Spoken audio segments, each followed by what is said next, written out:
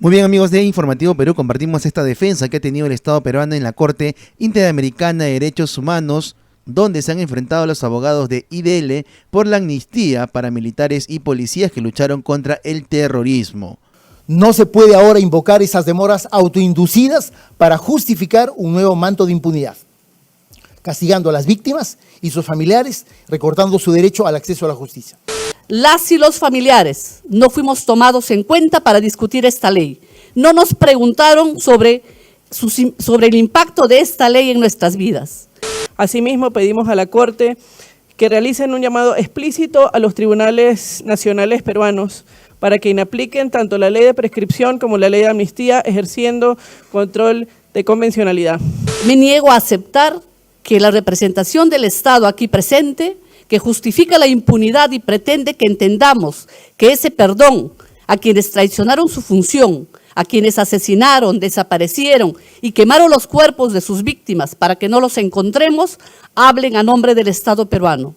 A propósito de una alusión un poco desafortunada sobre que no representamos al Estado, yo quiero en primer lugar y enfáticamente decir que venimos en representación, en primer lugar, de las 60.000 víctimas que en el Perú causó el terrorismo de Sendero Luminoso y el MRTA, así como de millones que fueron perjudicados por estas acciones durante una década y media.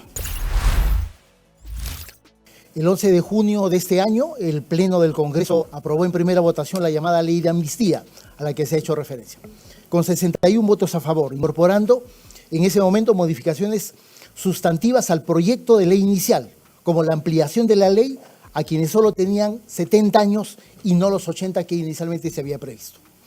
Ello sin mayor debate. Pocas semanas después, el 9 de julio, 16 integrantes de la Comisión Permanente del Congreso aprobaron en segunda votación esta norma. Es decir, una decisión tan trascendente para los derechos humanos fue adoptada por 16 congresistas de los 130 que conforman el Congreso de la República. Este acto es importante porque en estos momentos nuestro Congreso de la República atraviesa históricos mínimos de legitimidad. 91% de la población desaprueba la gestión y en consecuencia este supuesto apoyo democrático de esta ley se sostiene únicamente en el voto de una pequeña fracción de legisladores que forman parte de una institución con un descrédito profundo en nuestro país. El 13 de agosto, la Presidenta de la República promulgó esta ley en una ceremonia oficial en la que se señaló como justificación el transcurso del tiempo, la exigencia de un supuesto plazo razonable en las investigaciones y la edad avanzada de las personas procesadas. En esta ceremonia estuvo presente el general del Ejército en retiro, Juan Rivero Lazo, jefe de la Dirección de Inteligencia del Ejército en la época de los hechos, Barrios Altos y La Cantuta, condenado como autor mediato de los casos de la matanza de Barrios Altos, la desaparición forzadas de los campesinos del Santa, del periodista Pedro Yauri, de Santiago Gómez Palomino, La Cantuta y el caso Caraqueño.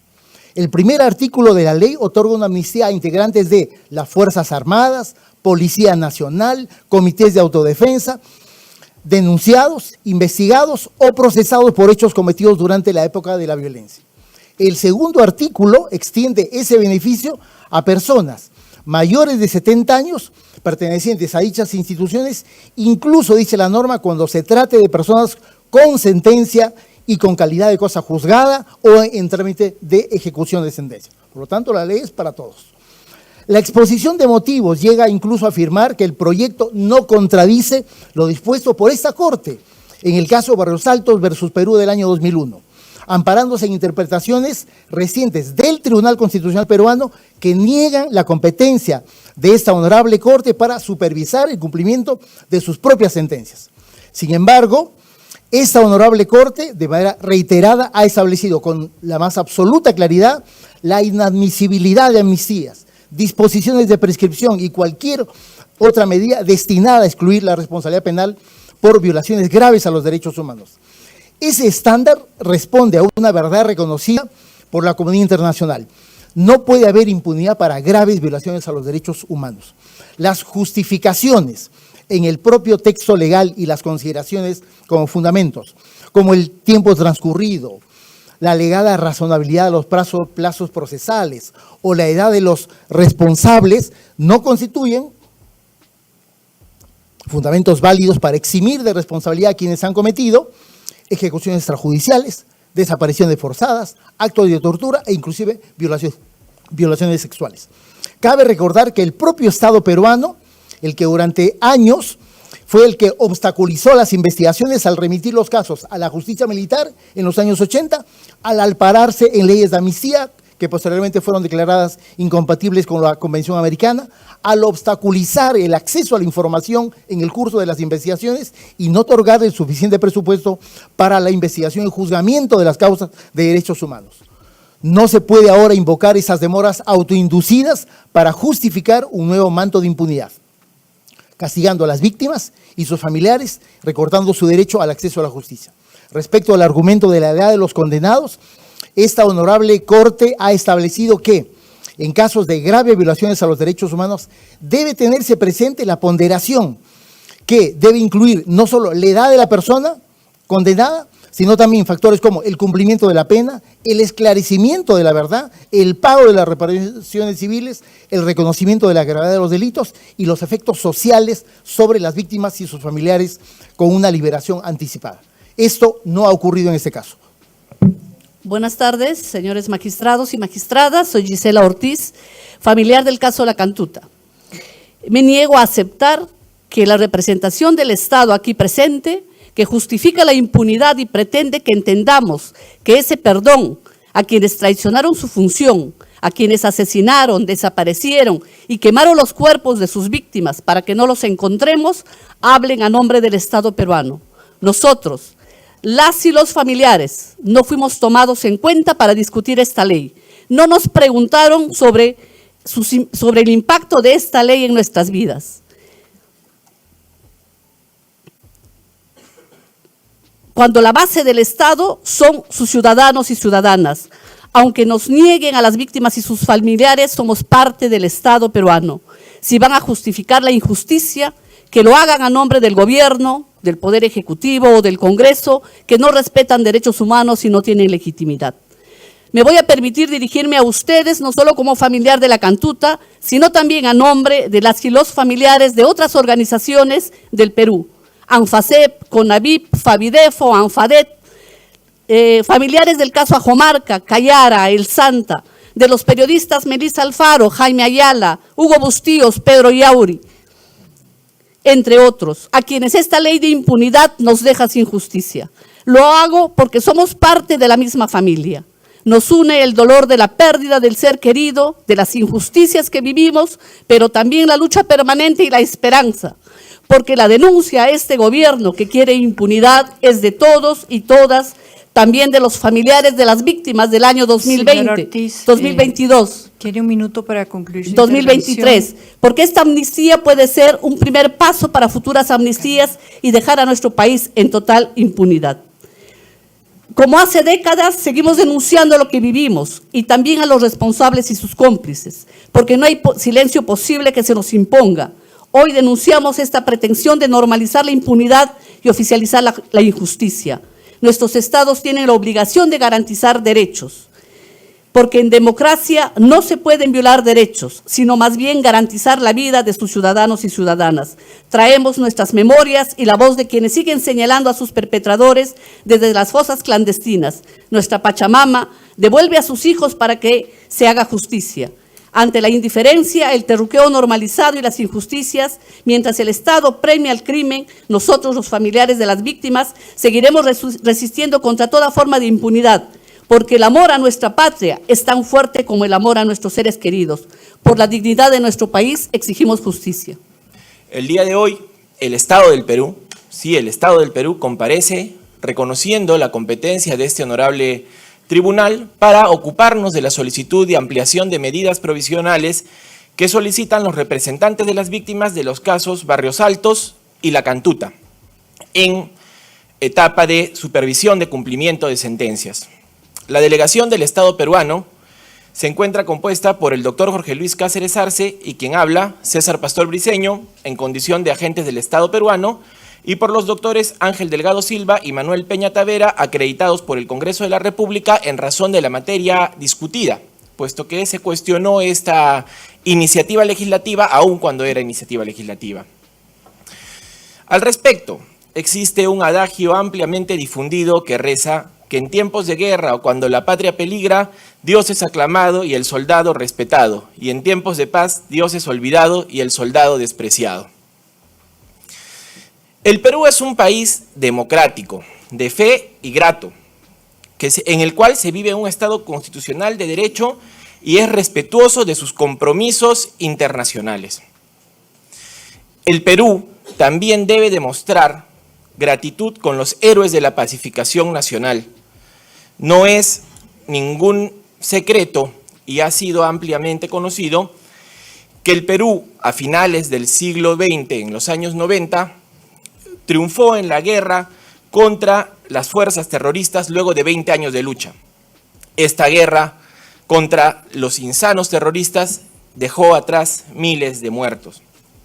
Sin embargo, en este proceso violento que sufrió el Estado peruano, las fuerzas de defensa del orden, los militares, los policías, los ronderos organizados mediante comités de autodefensa, jugaron un rol esencial y vienen demostrando su compromiso democrático incluso al frustrar el golpe de Estado que se intentó perpetrar en diciembre del 2022.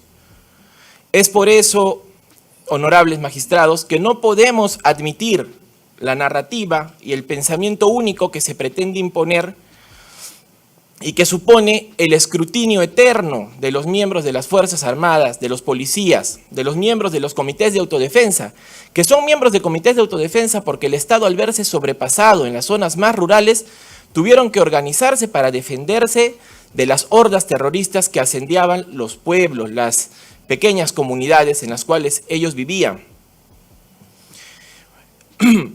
Muchos de estos ciudadanos, militares, policías, han muerto en los últimos años privados de su libertad o con restricciones a su libertad, sin siquiera recibir una sentencia condenatoria o absolutoria. Eso, señores magistrados, consideramos que viola el derecho a ser juzgado en un plazo razonable. No puede someterse a ningún ciudadano peruano a un juicio que dure 20, 30 años, en el que las prisiones preventivas se prolonguen indefinidamente y asimismo nos genera, siquiera molestia, que se use el término negacionista para denominar al Estado peruano. El término negacionista que se asocia a la resistencia del Estado peruano a llamar conflicto interno a la lucha contra el terrorismo. Curiosamente, en la época del terror, se asesinaban cientos o miles de personas bajo el rótulo de revisionistas por cuestionar los postulados que se querían imponer en los años de violencia. La expectativa de vida en el Perú, según los últimos estudios, señores magistrados, es de 77 años. Si no actuamos pronto, tendremos casos contenciosos en el futuro próximo por violación a las garantías procesales y al ser juzgado en un plazo razonable. Esta situación merece la atención también del Estado peruano. Los representantes de las víctimas son ciudadanos del Estado peruano.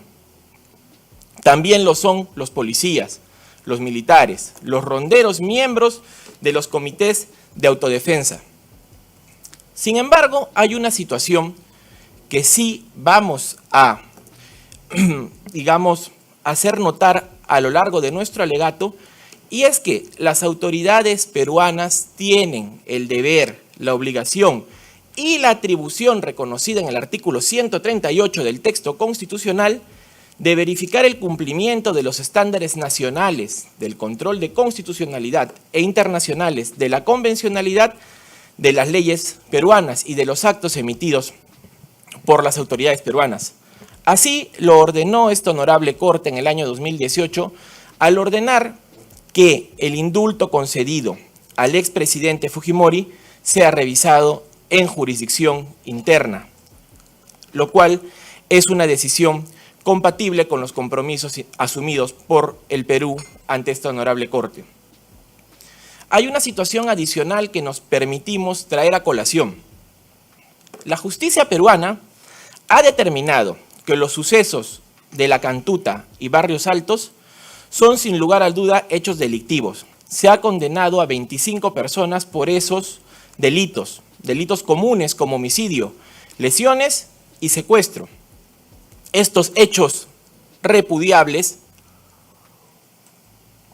no constituyen hechos propios de la lucha antisubversiva, por lo que consideramos que los condenados no se encontrarán comprendidos dentro de los alcances de la ley y sabemos que, como ya se ha venido demostrando en los últimos meses, nuestros jueces saben utilizar los mecanismos de los cuales los dota nuestro ordenamiento jurídico para aplicar o inaplicar las normas conforme a las disposiciones y mecanismos propios del derecho interno.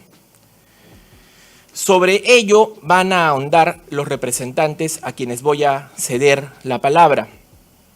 Por eso, quiero concluir mi presentación ante ustedes señalando que consideramos que dentro de los compromisos que asumió el Estado peruano en el año 1977, al ratificar la Convención Americana sobre Derechos Humanos, paradójicamente durante el último gobierno militar que tuvo el Perú, y en el año 1981, al reconocer la competencia contenciosa de la Corte, sí asumió la obligación de adoptar disposiciones de derecho interno para garantizar los derechos de los ciudadanos. Pero eso no significa que la Corte Interamericana de Derechos Humanos pueda orientar la legislación interna de los países. En ese sentido, consideramos que la Corte no puede ordenar el trámite, la paralización del trámite de los procesos legislativos de los estados, sin que ello suponga que luego las normas, una vez emitidas, sean sujetas a control difuso o concentrado de constitucionalidad. Es más, hoy un congresista de la República ha hecho conocer a esta honorable Corte que hay un proyecto de ley para derogar esta ley y además hay otros 4 proyectos de leyes más que van a ser discutidas por el Congreso de la República. Simplemente para terminar mi intervención, en el año 2004 la Corte Interamericana de Derechos Humanos declaró el cumplimiento total de la obligación del Perú de suscribir la Convención de Imprescriptibilidad de Crímenes de Guerra y Lesa Humanidad, pese a que en ese momento se encontraba vigente la reserva que había efectuado el Estado del Perú. Y en el año 2024 se señaló ante este honorable tribunal que de ser adoptada la ley que precisaba los alcances de la prescripción, se iba a generar la excarcelación y quiebre procesal de cientos de procesos judiciales. Las propias representantes de las víctimas han señalado que hasta la fecha ningún proceso vinculado con los hechos de Barrios Altos y La Cantuta ha prosperado en la aplicación de la ley 32.107. En todos los casos vinculados a estos hechos en los que se solicitó la aplicación de la ley 32.107, nuestros magistrados han aplicado control difuso, por lo que consideramos, y esto va a ser desarrollado, que la solicitud debe ser rechazada y lo que correspondería es requerirse al Estado del Perú que a través de su jurisdicción interna realice el control de convencionalidad correspondiente, con lo cual agradezco el uso de la palabra y cedo la intervención al doctor Ángel Delgado Silva.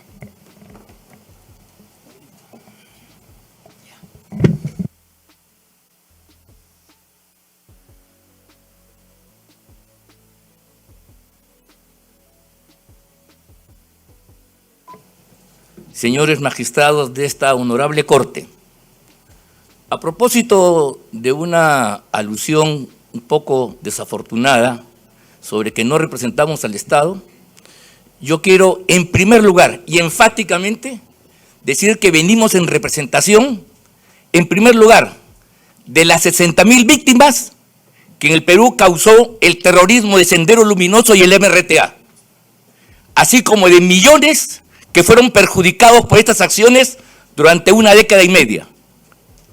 Y por lo tanto, nosotros consideramos que estamos expresando el sentimiento de un importantísimo sector del país que quiere dejar atrás esta página horrorosa en la vía nacional y garantizar que se haga justicia a plenitud.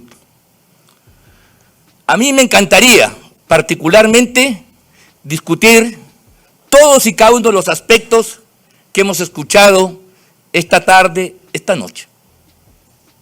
Pero me gustaría hacerlo en un debate, en un proceso de fondo, en un trámite de conocimiento de la ley de amnistía y de la ley que establece un punto en el tiempo de los delitos de lesa humanidad y de crímenes de guerra. Sería muy importante hacerlo, sobre todo después de permitir que la jurisdicción interna, la peruana, haga su trabajo y el debate que en el Perú se ha dado sobre la materia pueda canalizarse. Estoy acá para defender al Estado peruano y a sus instituciones que han actuado en cumplimiento exacto de lo dicho por la Constitución del Estado y las leyes.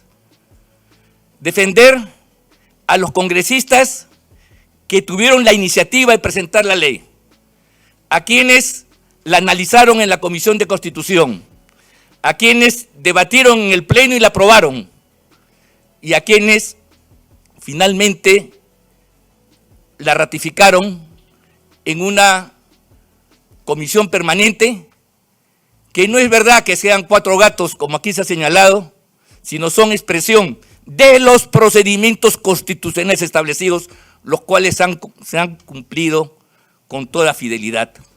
Y por cierto también reconocer la facultad del jefe de Estado de promulgar esta legislación.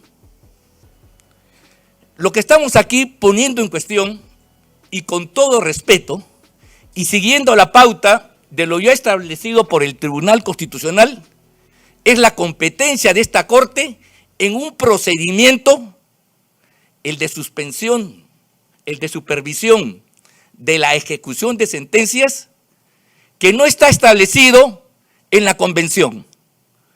Cuando los representantes de mi país, en su oportunidad, concurrieron a la firma de este documento, no existía en todo el texto de la Convención Americana, que es la norma matriz básica, disposiciones sobre supervisión de las sentencias.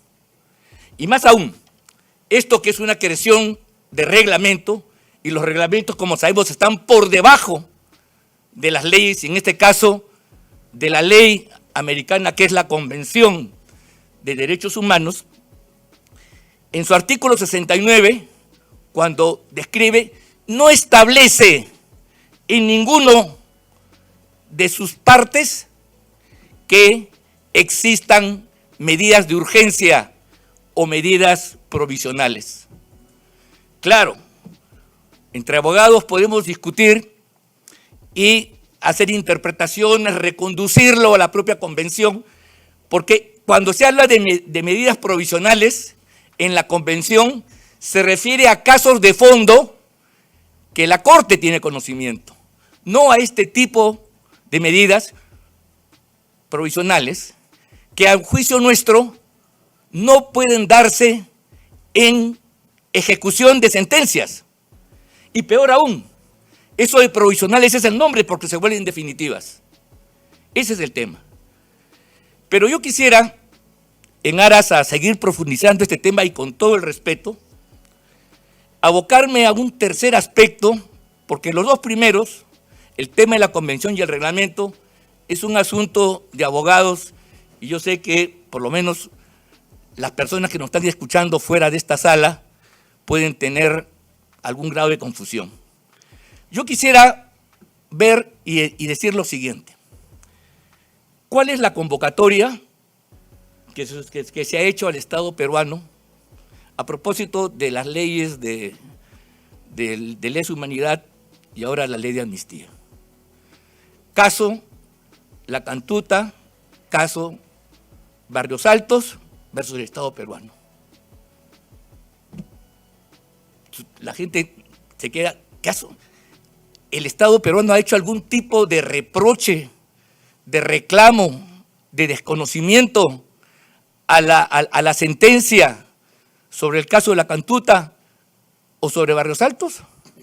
Yo particularmente estoy de acuerdo, no tengo nada que objetar, pero les pregunto, y nos preguntamos todos, si esta sentencia, la de Barrios Altos que se dictó el año 2001 y la de la Cantuta que se dictó el año 2006, es decir, 25 años atrás y casi 20, la segunda, pueden seguir siendo el argumento para que la Corte no intervenga en la propia ejecución, sino usando este mecanismo, termine desnaturalizándolo y abarcar cualquier aspecto, cualquier otro tema que se le parezca. Por ejemplo, en el caso que estamos ventilando, el de la ley de amnistía, quiero decir con claridad que si revisamos el artículo 1 del texto, se refiere a casos en que no ha recaído sentencia. Entonces, si no ha recaído sentencia, me pregunto por sentido común, no como abogado, sino por sentido común, ¿qué relación tiene esto con la sentencia de Barrios Altos y de la Cantuta? Esto evidentemente es esto es en el fondo una total desnaturalización. Y tiene un antecedente que no quiero dejar de mencionar. El año 2018, esta Corte dictó medidas provisionales para que el Congreso no iniciara la acusación constitucional contra 3 magistrados del Tribunal Constitucional peruano que habían prevaricado, que le cambiaron la sentencia a una persona que ya no podía, por su enfermedad, decir nada, la cambiaron, hicieron una votación, cambiaron una sentencia años después de haber sido incurrida. ¿Y en qué se basaron?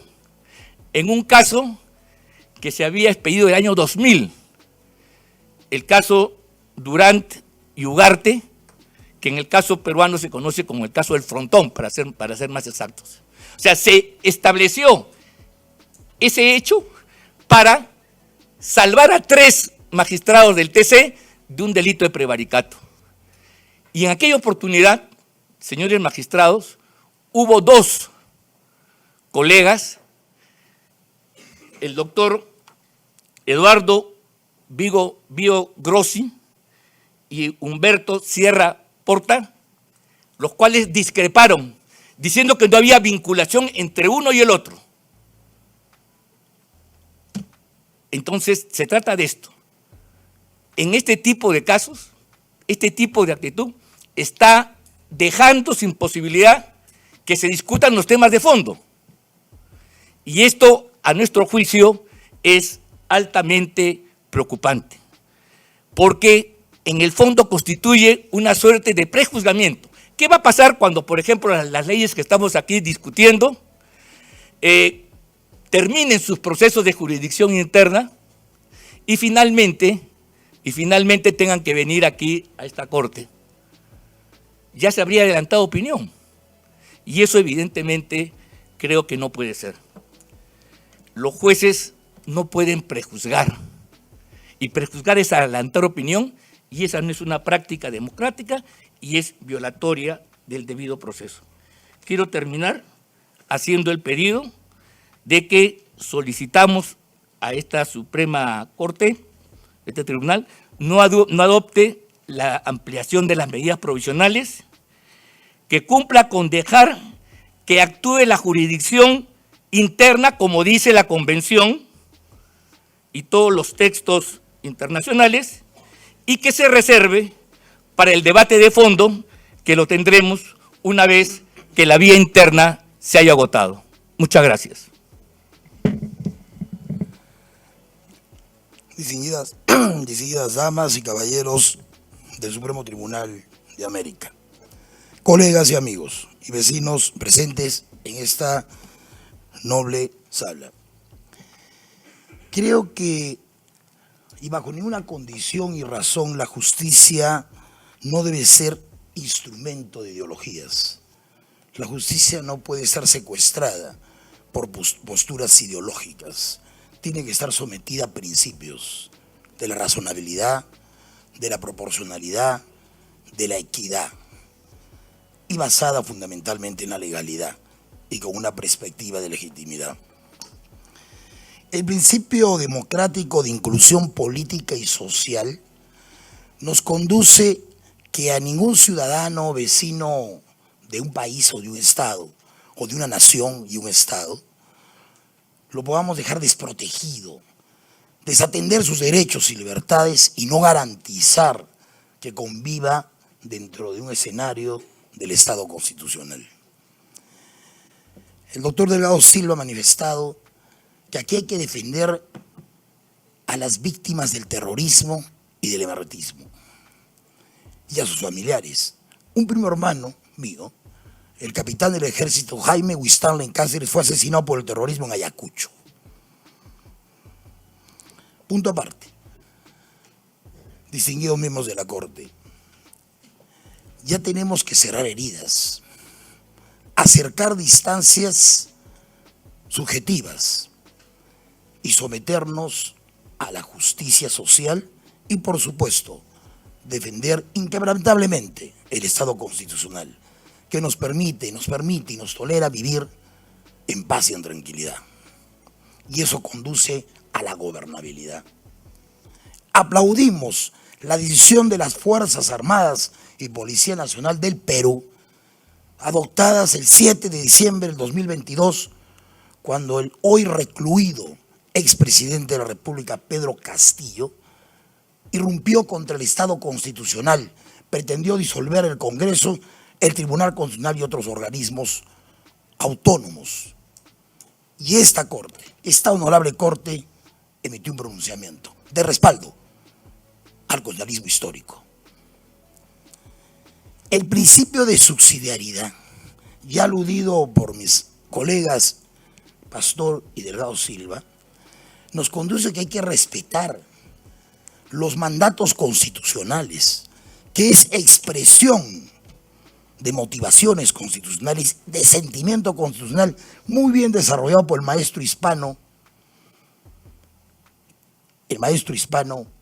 que en su momento desarrolló y materializó la llamada figura del sentimiento constitucional, que es reflejo de cautela de derechos, que es el horizonte del cumplimiento material de libertades,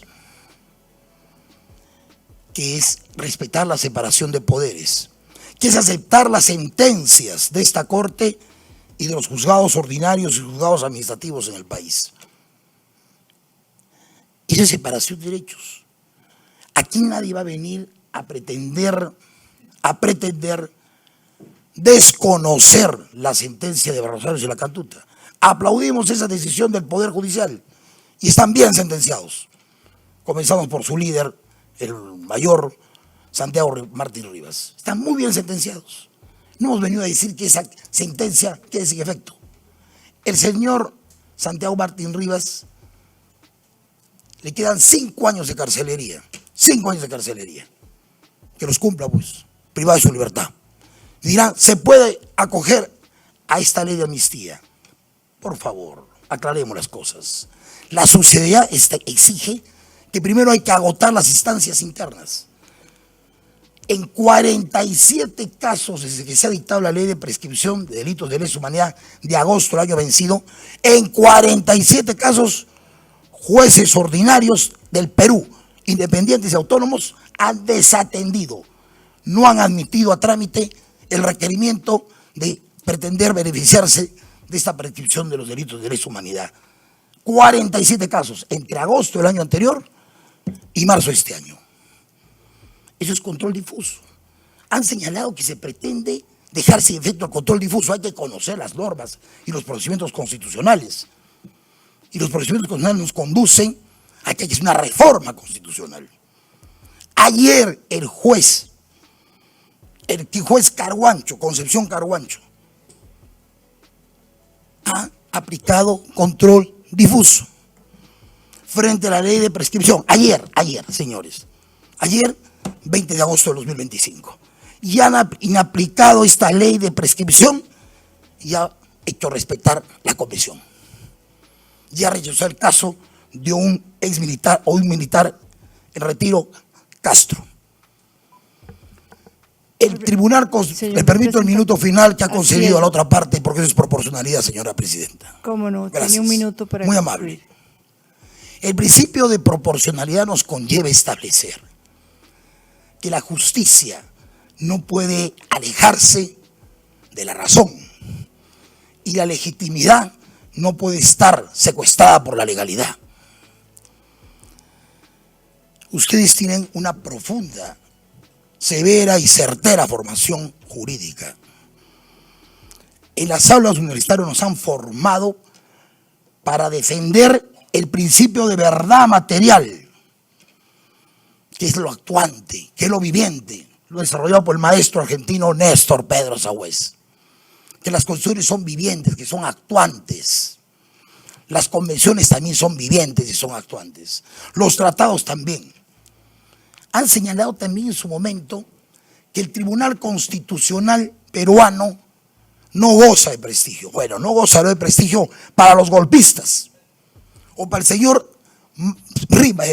Vizcarra, expresidente de la República, que hace 15 días atrás el Congreso de la República hace 2 meses atrás el Congreso de la República lo ha inhabilitado para cargo público y hace unos días un juez ordinario ha dispuesto su encarcelamiento. Ahora sí ha concluido su tiempo. Muy bien, amigos de Informativo Perú, entonces candente debate se ha dado en la Corte Interamericana de Derechos Humanos. No te olvides dejar tus comentarios, compartir este video y por supuesto suscribirte a nuestro canal Informativo Perú.